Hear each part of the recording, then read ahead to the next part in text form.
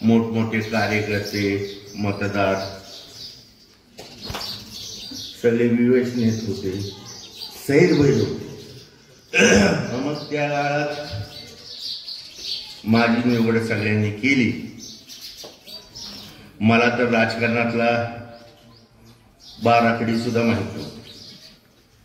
आणि त्या काळात गावोगाव जेवढे कैलासवासी नामदेवराव जगतापांचे सहकारी होते त्यांनी मला पुढे आणलं, लोकांच्या ओळखी करून दिल्या आणि कैलासवासी नामदेवराव जगतापांच्या राजकारणाची दिशा होती कशी आणि सामान्याचा नेता ते कसे होते हे जे त्यांनी मला धडे दिले. मी प्रत्येक गावात हे सांगतो की माणसं आज राहिली नाही, त्यांचा आशीर्वाद, त्यांचे विचार, त्यांचे संस्कार माझ्यावर राहिले. त्याचप्रमाणे ह्या गावाचे मला वाटतं त्यावेळेस कैलासवासी उद्धव भाऊ मस्के होते. तुम्हाला सांगतो धुंडीबा गायकवाड होते, मदन पाटील, नारायण शिंदे, माणिक पाटील, आबासाहेब भोगल ही माणसं होती. आबासाहेब मागणं आले पण ही आधी होती. आता जुन्यातले मला वाटतं आमचे किसा बापू तेवढे आहेत, आजही ते माझ्या मागं आशीर्वाद घेऊन आहेत. बोल मला सगळं आठवते. मांडा मावशी शिंदे होत्या, आमच्या राधा मावशी गायकवाड आणि काही मला वाटतं मागच्या 1 महिना 1.5 महिन्याखाली त्यांना इथं येऊन भेटून गेलो. आमच्या आई बरोबर ती ह्या कायम असायच्या. शेतीमध्ये खळं असलं की आम्ही इथं यायचो. मला ह्या गोष्टीची आठवण यासाठी करून द्यायची की आता ही नवी पिढी आहे, त्यांना असं वाटायला नको की बाऊला गोरवा माहिती आहे का नाही. ती आठवण करून द्यायसाठी तुम्हाला म्हणतो, कारण जुनी माणसं आता राहिली नाही. या ठिकाणी ह्या तालुक्यामध्ये विकासाची गंगा आणणारे कैलासवासी नामदेवराव जगताप सगळ्या क्षेत्रात जुन्या भागात. सुरुवात आपण करूया 1952 साली कैलासवासी नामदेवराव जगतापांनी तुम्हाला सांगतो पहिलं मांगी तळ केलं आणि देशाचे पहिले पंतप्रधान पंडित जवाहरलाल नेहरू यांना त्या ठिकाणी आणलं आणि 10,000 हेक्टर जमीन ओलिताखाली येण्यासाठी पाऊण TMCचा मांगीचा आपला तलाव झाला.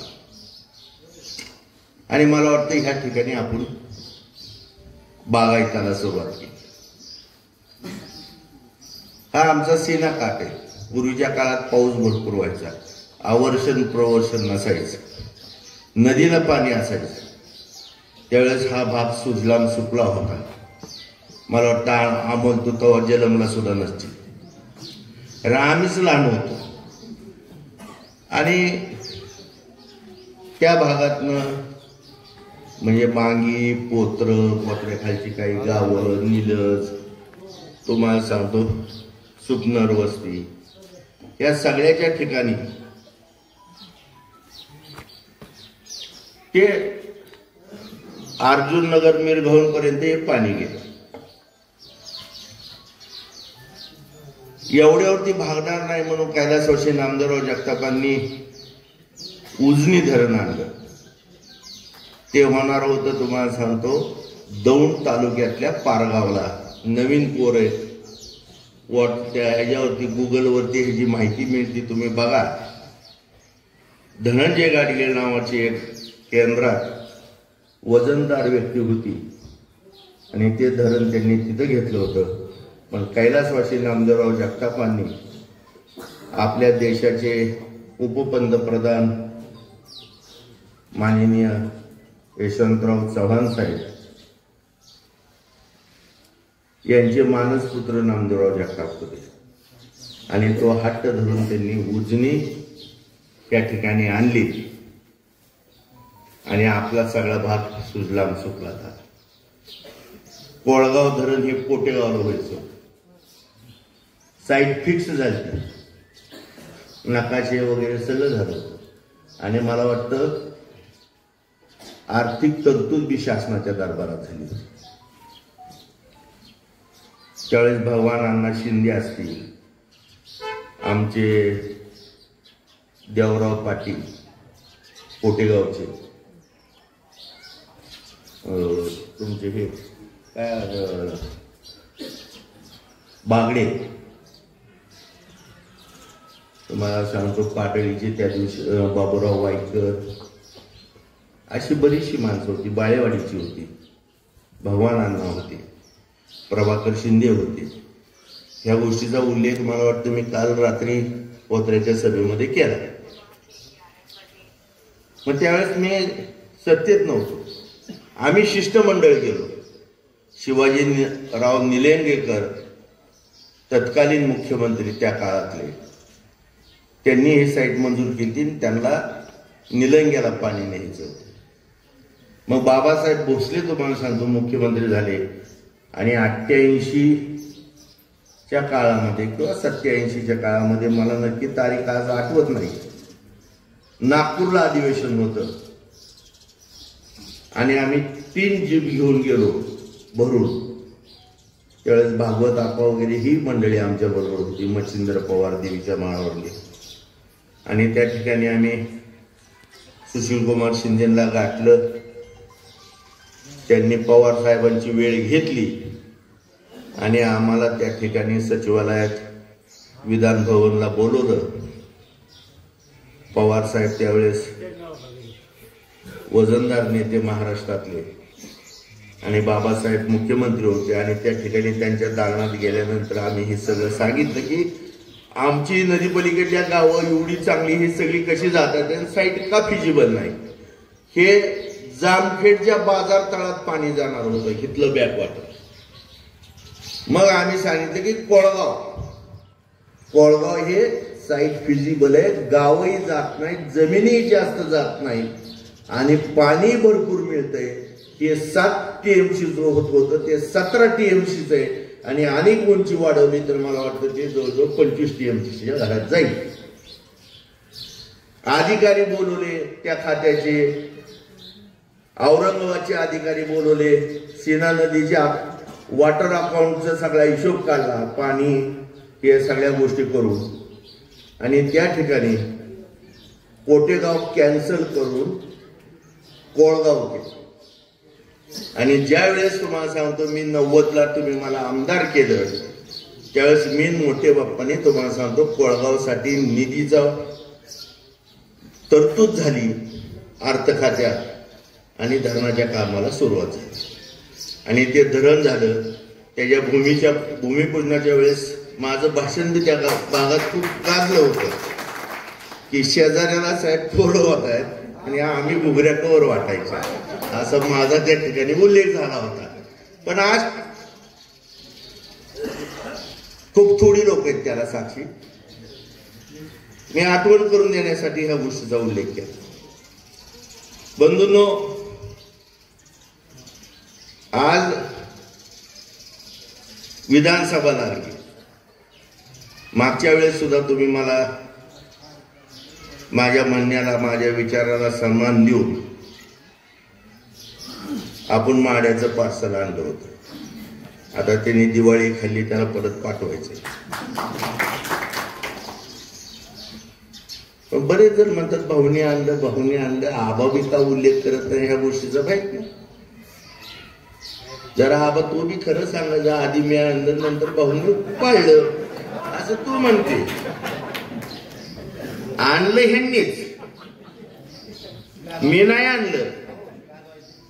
नाही घालू रे, घालवायला आता तुम्हीच आहेत की आमच्यापेक्षा, तुम्हालाच घालवायचे म्हणून सांगितलं टरबुजापेक्षा सफरचंद पडायचे म्हणून. आणि तालुक्यामध्ये त्यांनी सांगितलं की आम्ही 3000 कोटीची कामं केली, 3400 कोटीची. आपल्या तालुक्यामध्ये 118 गाव आहेत. 118 गावाचा हिशोब ठेवतो बाजूला, जरा थोडं 100च गावाचा हिशोब करतो. प्रत्येक गावाला जर 30 कोटी रुपये दिले तर तुमचा विकास राहील का? आणि तेवढा विकास झालाय का? आज 7 गावची प्रतिनिधी आहेत या ठिकाणी, सगळी माणसं. काय विकास झाला आपल्या इकडे? आणि ज्यावेळेस 90ला तुम्ही मला निवडून दिलं त्यावेळेस सगळ्यात मोठा प्रश्न होता आमचा. त्यावेळेस नदीला पाणी भरपूर येत होतं. संगोबा बंधाऱ्याचा तो बंधारा मी केलाय पोटेगाव इकडे. काढा हे माझ्या काळात झालेले काम आहे. आणि ते बंधारे झाले. आदिनाथ महाराज लय जागृत आहेत. आलाय लय जणाला अनुभव. बंधारा मी केला. 1900 मतांनी माझं सीट गेलं. दिघा बागल निवडून आले. ते बी यायचं कारण म्हणजे मोहिते पाटलांचा आशीर्वाद. ते त्याच्या जीवावर नाही आलं निवडून. आणि त्यांनी तुम्हाला सांगतो त्या गोपीनाथ मुंडेला आणून बंधाऱ्याचं उद्घाटन केलं. लोक ग बसली. नारायण शेठ, आदिनाथ बाबा ग बसले नाही. जे पाणी आलं नदीला तुम्हाला सांगतो बंधारामध्ये साईटनी नदी आधी दिघाल तुम्हाला सांगतो गोपीनाथ पात्रा मोठा बोर्ड लावला होता. तुला सांगतो संतोष, त्यावेळेस तू त्यांच्याकडेच होता. म्हणजे लहानच होता.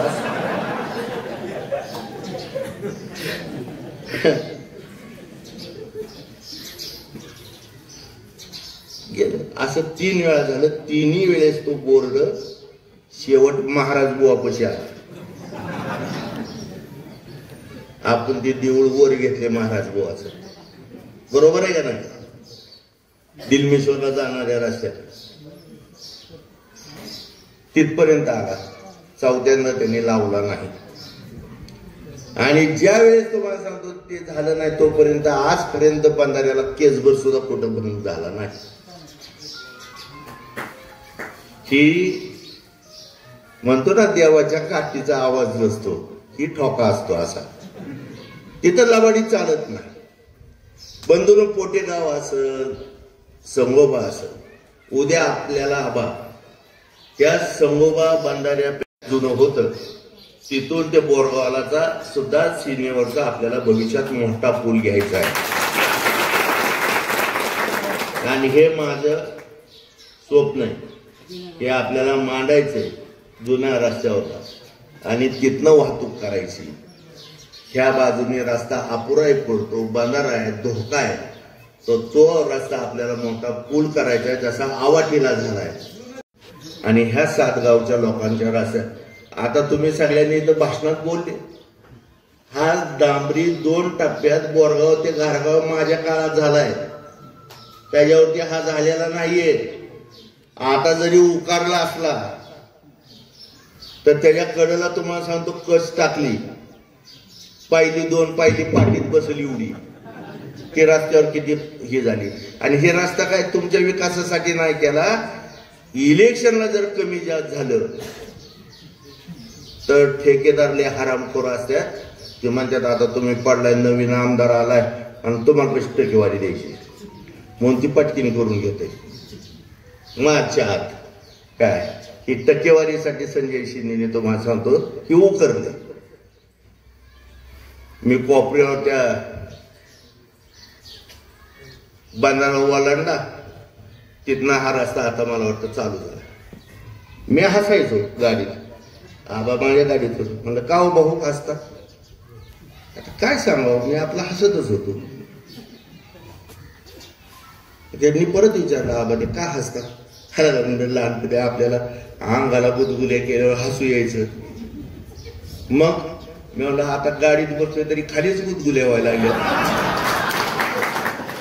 हे झालं का नाही तसं आपलं? की म्हणलं होय राव तसंच होते. दाब दाब दाब दाब दाब दाब दाब दाब असं झालंय की त्या रस्त्याला सगळं. तुम्हाला जाणवत असं हे काय अवघडच खेळ झालाय. ह्याच्यावर लक्षात घ्या. आपलं ते आपलं असतं देऊ दे की. मी म्हणतो रस्त्याचं काम केलं, आमक्याचं काम केलं, तमक्याचं काम केलं. तुमच्या रानात मजुरांनी आलेला मजूर ज्यावेळेस काम करतो तो काय उपकार करतो का? तुम्ही रोजगार देता त्याला. खुरपायला बाई आली तिला 500 रुपये 400 रुपये रोजगार देता, गाड्याला 500-600 रुपये रोजगार देता. मग त्यांनी म्हणायचं मी बांध कापला, हे केलं ते केलं. अरे मोबदला घेतला ना.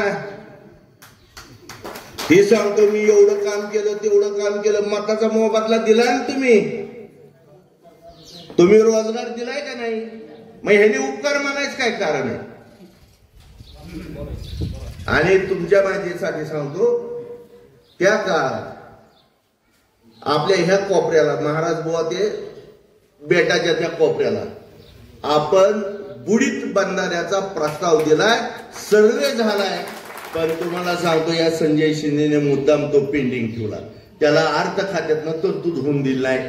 तो एक आमचा बुडीत बंधारा ह्या ठिकाणी करायचा आहे. म्हणजे आमच्या बोरगाववाल्यांना आणि ह्या भागातल्या लोकांना कोळगाव धरणाच्या खाली गेलेल्या पाण्याची उणीव भासणार नाही. त्यांना मिळणार आहे ह्या सगळ्या गोष्टी. म्हणून मला या ठिकाणी आपल्याला सगळ्यांना सांगायचं की सगळ्यांनी आता पवार साहेबांची तुतारी, विजयसिंह मोहिते पाटलांची तुतारी. आज महाराष्ट्राचा आणि देशाचा तुम्हाला सांगतो जाणता राजा, शेतकऱ्याचा कैवारी, उपेक्षित समाजाचा नेता, दीन दुबळ्यांचा नेता, दलितांचा नेता म्हणून आम्ही पवार साहेबांची ओळख आहे. आणि तुम्हाला तुतारीला मतदान द्यायचं, नारायण आबाला नाही, पवार साहेबांच्या तुतारीला द्यायचं. नारायण आबा तुमचे प्रतिनिधी म्हणून तुमचे प्रश्न घेऊन पवार साहेबापाशी मांडणार आहेत आणि पवार साहेब ते सोडवणार आहेत.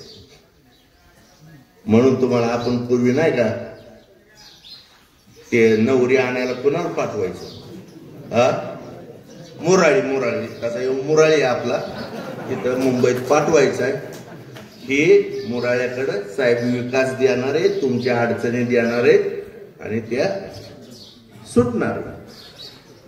म्हणून मी या ठिकाणी तुम्हाला विनंती करायला, भरपूर बोलण्यासारखे, पण आज उशीर बी खूप झालाय. मलाही आज 2-3 ठिकाणी जायचंय. रात्र थोडी सोंग जास्त आहे. गमतीशीर गोष्टी बंधू. सप्ताह गावात असला वर्गणी होती, जेवणा खावण्याच्या प्रसादाचं नियोजन होतं. महाराज बोलवतात, महाराज प्रवचन कीर्तन करतात, तुम्हाला सांगतात की ते अभ्यास असतो त्याच्यावर नाही मी बोलणार. म्हणतात हरिपाठ म्हणत जावा, असं म्हणत जावा. तो त्याचा आठवडाभर का व्हायना परिणाम तुमच्यावर होतो. एका महाराजांनी सांगितलं, हे आता इथं किती जणांनी भाषण केली? दत्ता 4-5 जणांनी केली. मग आता किती बोंबलायचं आम्ही एका मातासाठी? एक महाराज सांगून जातो, 50,000चं पाकिट खिशात घालून जातो. आम्ही 7-8 जण ओरडतोय तरी लागा तुम्ही असं ऐकताच पण म्हणा ना आम्हाला. तर आम्ही असंही म्हणलं नाही वर्गणी करा, आम्ही येतोय, सप्ताह करा, अमकं करा, तमकं करा. तुम्हीच आम्हाला म्हणायचं जरा खालच्या तिकडे 2-3 खोकी द्यावं लागतील बरं का, त्यांची अपेक्षा असते. आणि काम बी करायचं. हे मागाशीच म्हणला अवघड झाले भाऊ राजकारण, म्हणला आपल्या हिशोबातलं नाही आबा, आम्ही येत असं म्हणाय नाही आबा तू. म्हणला हाय कंटवर नाही इजून, आता करायचं काय? करा इलाज नाही. बरं कण इजवणारा आलता काय, आम्हाला तुमची दया आली, आम्ही त्याला माघारी घालवतो. नाही तर 5 वर्षात तुम्हाला सांगतो किती लोकांनी आमदार बघितला समोर तिथं बसलेल्यांनी. मी बोरगावच्या लोकांनी विचारलं किती वेळा तू बघितलं संजय शिंदेला? ते म्हणजे आम्ही संजय शिंदेला नवऱ्याच्या तोंडातच बघायचो. नवऱ्या दिसला की आम्ही म्हणायचो हे असाच दिसतोय संजय शिंदे, असं आम्ही म्हणायचो. म्हणजे अशी प्रत्येक गावात अशी भूमिका आहे. होय राहुल भाई. म्हणून आता हे पार्सल आम्हाला पाठवायचे, 100% पाठवायचे. त्यांनी जाणलं होतं. म्हणून या ठिकाणी बंधूंनो मला सांगायचं मागाशी आमच्या बाळेवाडीच्या कुठे गेला ती मित्र प्रेम माझ्यावर आहे म्हणजे पण मतदान दिलं नाही. का दिलं नाही कुणाला माहिती. त्याच्यात सांगितलं गावातलं राजकारण आहे. आता काय गावातल्या राजकारणाचा माझा काय संबंध आहे का रे. म्हणजे आपली विचारसरणी किती गमतीशीर आहे. एक दिवशी अरुण काका जगताप करमळ्याचे बाळासाहेब खाताळ ते आज नाहीये. आम्ही असा हॉल गच्च भरला होता. मी म्हणला अरुण तू जगताप आहे मी जगताप आहे तुला का माझ्या विरोधात जातो काय भानगडे. मी काय तुझं नुकसान केलं का तुला दुखवलं का तुझ्या ह्याच्यात कुठं हस्तक्षेप केला असेल तर सांग सुधारणा करू आपण त्यात. सगळी भाषेवरती त्याने असं वागला खाताळकडे बघितलं. हा माणूस आमच्या तात्याची आमची टिंगल टावाळी करतो भाऊ ही माणसं तुमच्या जवळ आहेत म्हणून आम्ही तुम्हाला विरोध करतो. आता काय ह्या गोष्टीवर मी तरी उत्तर देणार. मी डोकं खाजवर बसलो. तुम्हाला माहित असं मातंग समाजाचा आमचा पांडू आला प्रेताची राख धुवायचा बघा इथं तुमच्या आदिनाथाच्या पायरीपाशी माहिती का तुम्हाला. तो वारला पेट बिले होता. मग आम्ही त्याला समजून सांगून माळ घातली. आणि एक कंदरचे महाराज होते 82 काम करत होते त्यांच्या दिंडीच्या हवाली केला. 4-5 वर्ष यशपाल पांडू माळ दारू नाही हे त्यांच्या भाषेत सांगतो. पताका मी दरवर्षी पांडूला दिवाळीला 5,000 रुपये द्यायचो.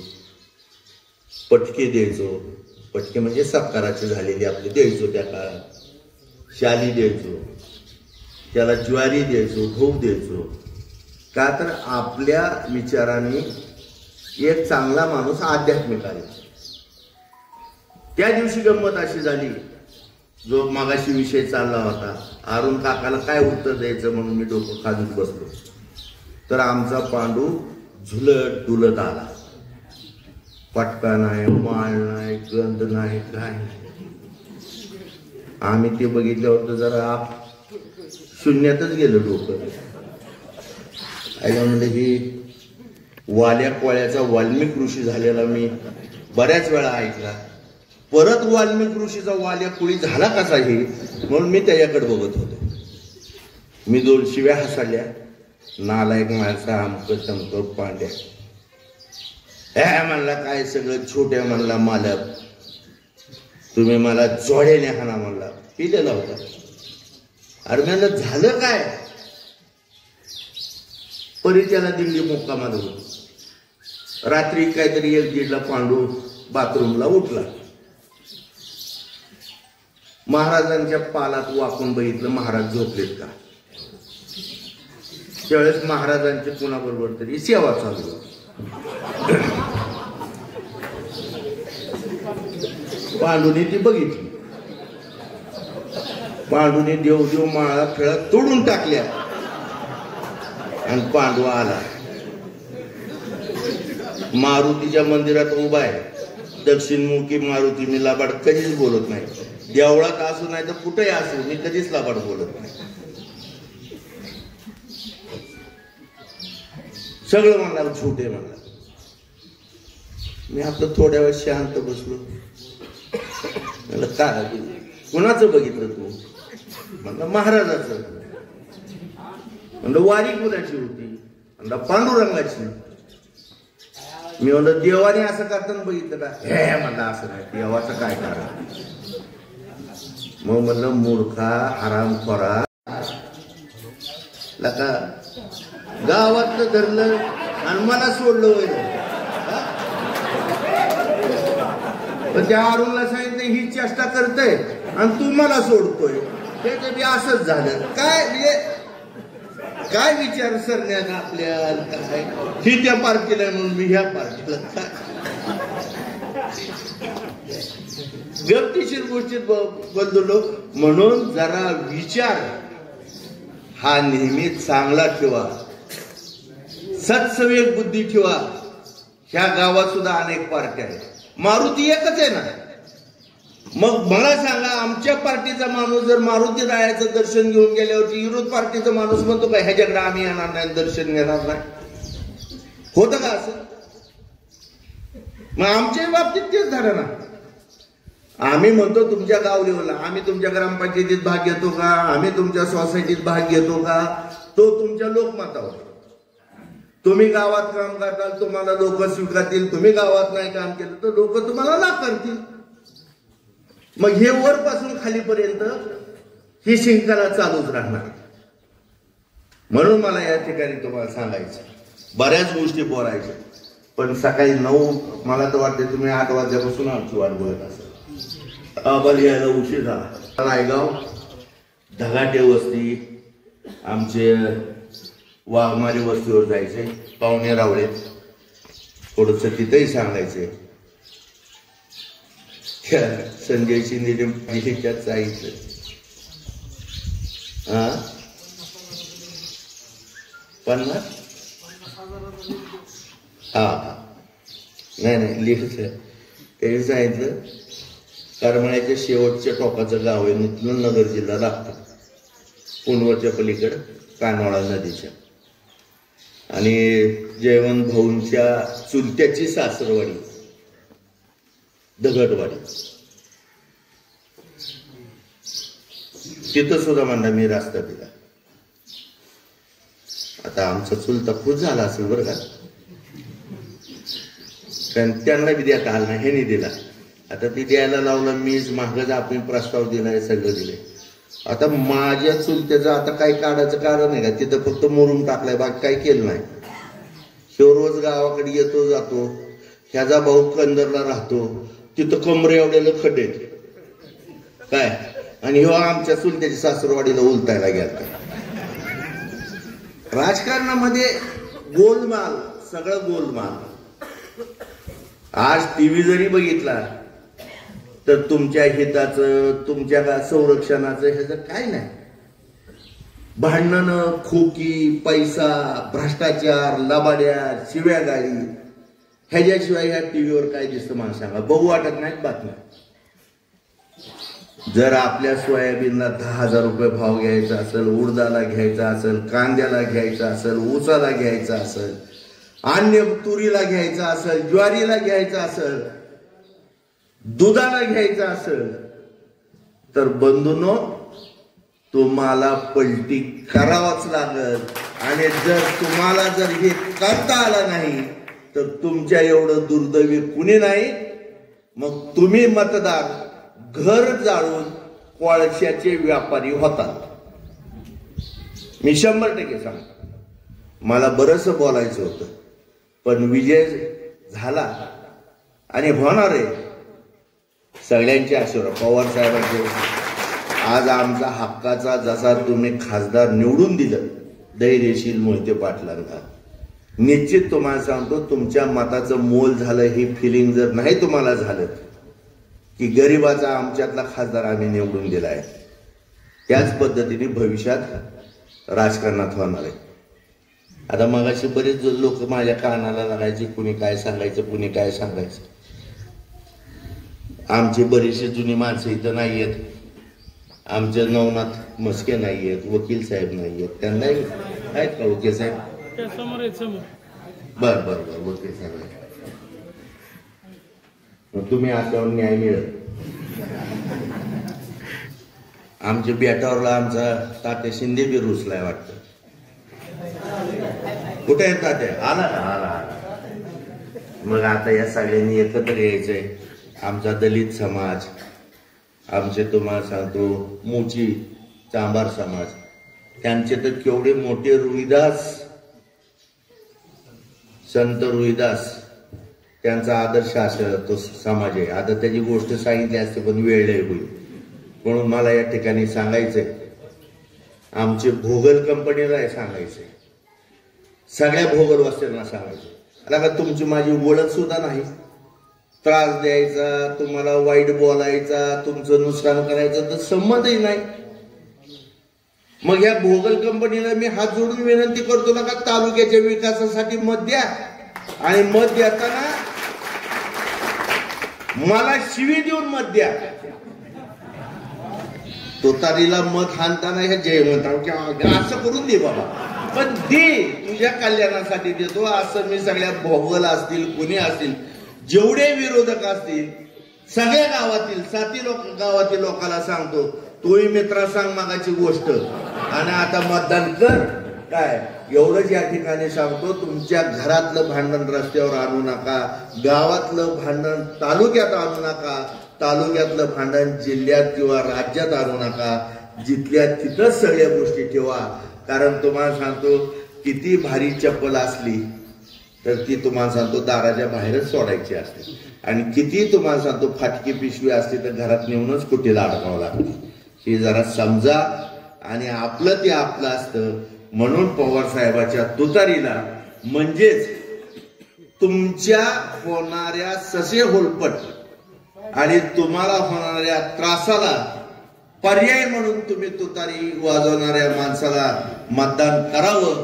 या ठिकाणी आपल्याला एवढीच विनंती करतो आणि पुढील कार्यक्रमात जाण्यास तुम्हाला परवानगी मागतो. जय हिंद, जय महाराष्ट्र. हॅलो, एक मिनिट. उद्या पवार साहेबांची सभा आहे 10:30 वाजता. 2 मिनिटं बसा मित्रांनो. या ठिकाणी काही लोकांचा प्रवेश आहे. आता सकाळी 10 वाजता आहे पवार साहेबांची सभा. या सगळे त्या ठिकाणी, आणि त्या ठिकाणी प्रवेश. आता मला बरेचसे लोक म्हणले भाऊ हे आला ते आला. मला मी म्हणतो हे आला ते आला, गेलाच नव्हता तर आला कसा. मग ह्या ठिकाणी आता बोरगावचे दीपक शिंदे, नितीन शिंदे, सुरेश भोगल, बोंड, भगवान भुई, किसन खराडे, आकाश गायकवाड, वाचा आकाश गायकवाड, पंडित गायकवाड, मचिंद्र मस्के, गुंडेबा गायकवाड, भारत आलाट, विभीषण आलाट, दादा आलाट, विनोद शिंदे, सनी आलाट, सदाभाऊ आलाट, राजेंद्र कांबळे.